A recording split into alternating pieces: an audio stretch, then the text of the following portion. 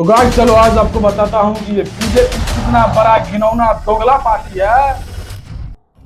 कहते हैं ना, जो अपने जुबान का नहीं हुआ वो अपने बाप का भी नहीं होता। आज के इस वीडियो में साबित कर दूंगा मैं, ये बीजेपी पार्टी के जितने भी लोग, मंत्री जो भी हैं, सबके सब दोगले हैं, झूठे हैं, मक्कारे हैं।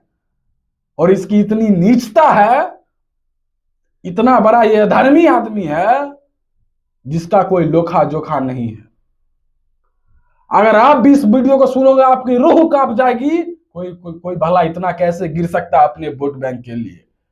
कोई भला इतना निर्दयी कैसे हो सकता है? छात्रों को भोजन और पानी बांटने की कीमत क्या हो सकती है, ये मैं बात आपसे पूछना चाहता हूं। क्या किसी की मदद करना अपराध है? आज हम बात कर रहे हैं मोहम्मद जुनैन की, जो कॉकरोच जनता पार्टी के विरोध प्रदर्शन के दौरान छात्रों को भोजन और पानी पहुंचा रहे थे। वो एक स्वयं सेवक थे और उनके साथ जो घटना हुआ है, इस बीजेपी वालों ने जो किया है, उसे सुनकर आपका रूह कांप जाएगा। लेकिन इसके बाद उनके परिवार के साथ जो हुआ, उसने कई सवाल खड़ा कर दिए।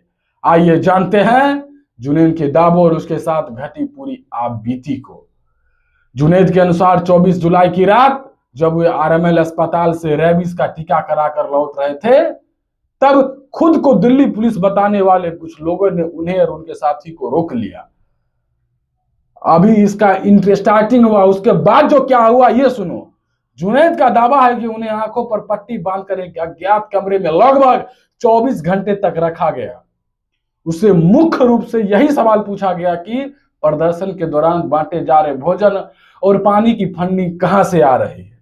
देखो कितनी घिनौनी आदमी है ये बीजेपी के लोग हैं। इसके बाद उन्हें गाड़ी में बैठाकर 5-6 घंटे का सफर तय कराया गया। उत्तराखंड के मसूरी में जाके छोड़ दिया गया, दिल्ली से उत्तराखंड। इस घटना से पहले ही जुनैद का परिवार मुश्किलों का सामना कर रहा था। जुनैद का कहना है कि यूपी पुलिस उनके घर पर पहुंची थी, उसके पिता को हिरासत में लिया गया और मेरठ में उसकी बहन के ससुराल वालों से भी पूछताछ की गई। देखो इसका कितना घिनौना है, इसका बहन का ससुराल पहुंच गया पुलिस। अब सोचो क्या इसका इमेज रह गया होगा, क्या ये कितना ईमानदार ये इस बीजेपी का पुलिस है, जो किसी के घर पे जाने से कैसा छवि बनता होगा, उस परिवार पे क्या बीतता होगा, ये आप भी फील कर सकते हैं। जुनैद का कहना है कि उनका कोई राजनीति एजेंडा नहीं था, उनकी एकमात्र प्रेरणा उन छात्रों को मदद करना थी जो भीषण गर्मी में अपने अधिकारों के लिए आवाज उठा रहे थे। उन्होंने स्पष्ट किया कि यह पूरी तरह से स्वयं श्रमिकों द्वारा व्यक्तिगत स्तर पर किया गया कार्य था। इस पूरी घटना के सामने आने के बाद कई प्रमुख हस्तियों के छात्र संगठनों ने जुनैद के प्रति अपना समर्थन जताया। संजय सिंह, इमरान मसूद और ऐसा जैसे संगठनों ने इस मामले पर ध्यान आकर्षित किया है। इस तमाम मुश्किलों के बावजूद जुनैद का कहना है कि वे न्यायपालिका जुडिशरी एग्जाम की तैयारी जारी रखेंगे और भविष्य में भी शांतिपूर्ण विरोध प्रदर्शन और छात्र अधिकारों के सामने में खड़े रहेंगे। देखो ये कितना बड़ा घटिया पार्टी है बीजेपी। अगर आप किसी को निस्वार्थ अगर अपने पॉकेट मनी से भी अगर किसी का मदद कर सकते हो, किसी का जरूरतमंद को मदद करेंगे, इस पार्टी का एजेंडा इतना खराब है, उसे किसी गलत दिशा में ही ले जाए, उसे गलत मकसद से ही देखेगा। क्या मुसलमान देश का नागरिक नहीं है? क्या इस देश में मुसलमान का हक नहीं है? क्या इस देश का आजादी में मुसलमान का हक नहीं है, योगदान नहीं है? तो फिर आप कोई मुसलमान किसी का मदद कर रहा है तो वो जिहादी कैसे हो सकता है? वो देशद्रोही कैसे हो सकता है? उसे फंडिंग पाकिस्तान से कैसे आ सकता है?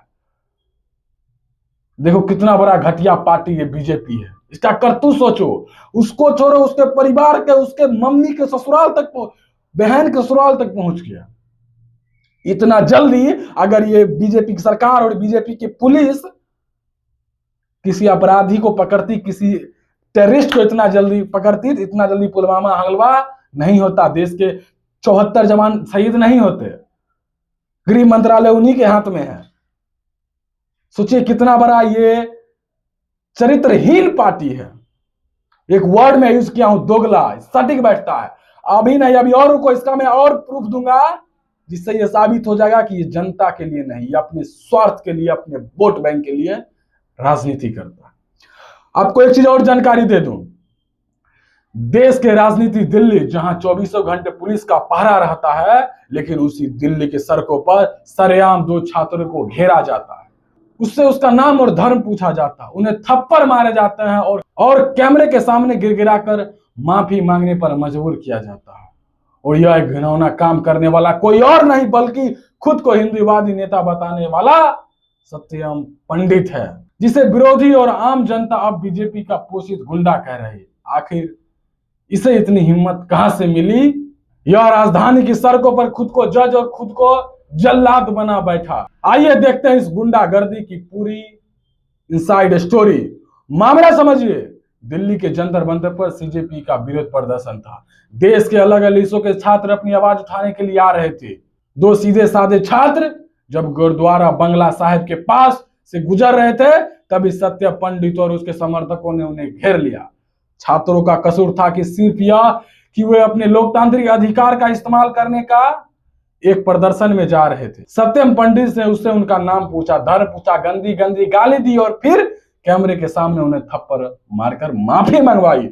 हद तो तब हो गई जब इस सिरफिरे ने इस शर्मनाक करतूत का वीडियो खुद अपलोड सोशल मीडिया पर शान से अपलोड किया। देखो, ये है बीजेपी का असली चेहरा। इस सत्यम पंडित बीजेपी के बड़े बड़े नेता, दिल्ली के सीएम के साथ उठता बैठता है, उसके साथ फोटो खिंचाता है। इसको इस बात का डर नहीं है कि अगर हम इसके खिलाफ गलत करेंगे तो मेरे पे कार्रवाई होगा, क्योंकि अपना ही गुंडा राज है, कोई बोल सकता है। कौन बोलेगा? इसके अंदर सीएम हो, क्या बोलेगा? ये है बीजेपी का असली चरित्र, जो कुछ कुछ क्लिप से अब रियलिटी पता चल रहा है। सोचो, इतना घटना देश में कितना होता होगा। ये तो गलती से 1-2% रिकॉर्ड कैमरे में हो जा रहा है तो सच पता चल जा रहा है। इतना कितना घटना होता होगा देश में, उसको कोई पूछने वाला नहीं। सवाल उठता है कि किसी साधारण नागरिक में इतनी गुंडागर्दी करने का जिगर कहां से आता है? इसका सीधा जवाब है सत्ता और सियासत का संरक्षण।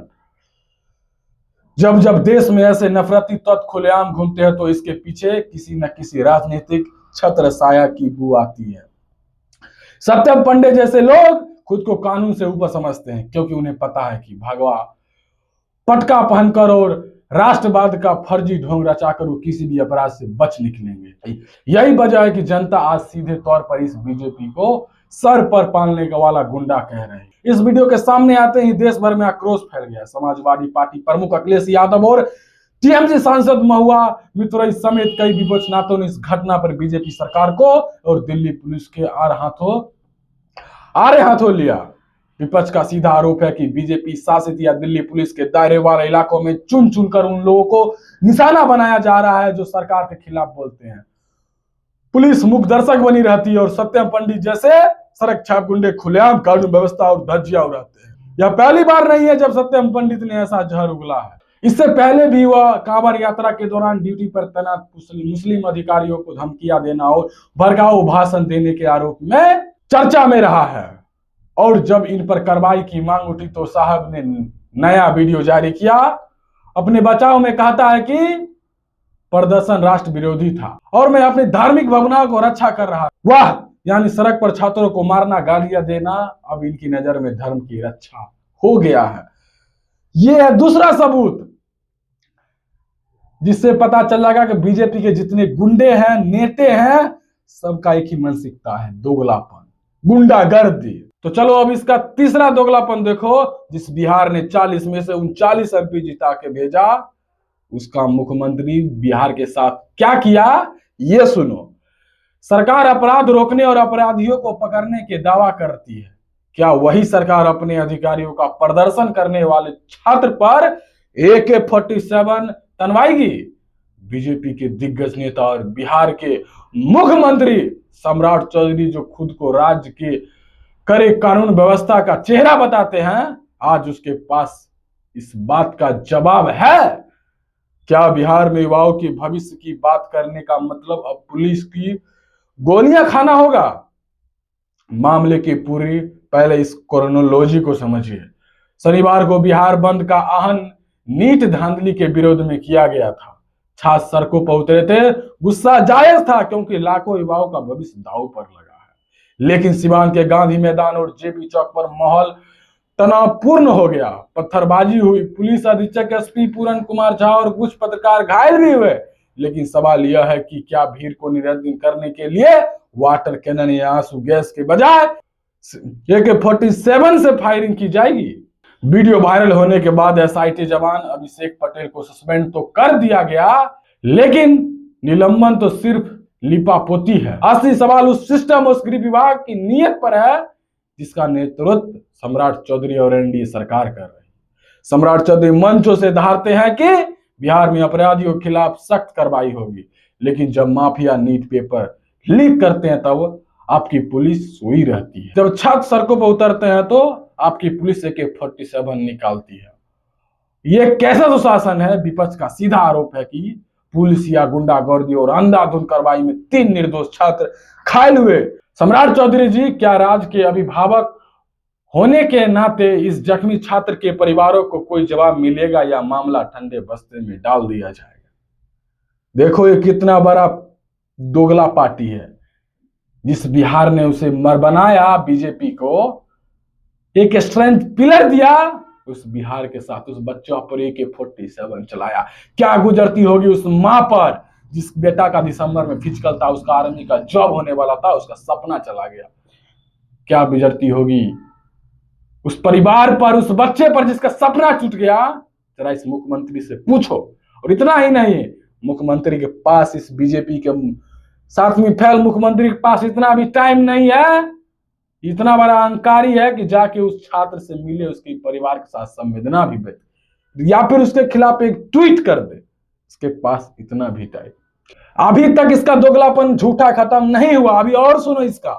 यही बीजेपी के केंद्रीय मंत्री JP नड्डा कॉकरोच पार्टी के लीडर सौरभ दास के सामने यह प्रस्ताव मान लिए थे कि जो भी प्रदर्शन में छात्र हैं, जिसको भी जेल हो गया है, जिसपे भी FIR हो गया है, सबको हम छोड़ देंगे और सब केस को वापस ले लेंगे। लेकिन देखो इसका चरित्र, एक भी केस वापस नहीं लिया। बिहार में करीब 700 से 800 पर FIR है और जिसको CCTV कैमरा से ढूंढा जा रहा है और उसका नंबर जारी कर दिया। क्या इस आदमी को जानते हैं तो कांटेक्ट कर बताए हमको। इस ऐसे पार्टी पर कोई कैसे भरोसा कर सकता है जो अपने बाप का नहीं हुआ, वो अपने बाप का क्या होगा? ये है बीजेपी का असली सच्चाई। और बताओ सच्चाई, आपके कान से खून निकल जाएगा। बागीपुर में उपचुनाव हो रहा है।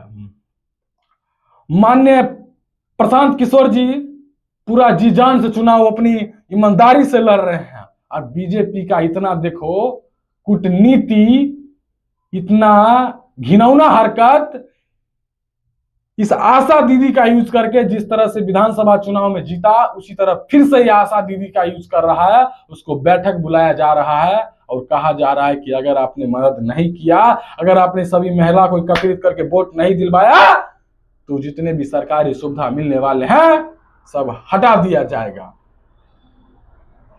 आशा बहु अर्ध सरकारी होता है, उसे इलेक्शन में यूज नहीं किया जा सकता है।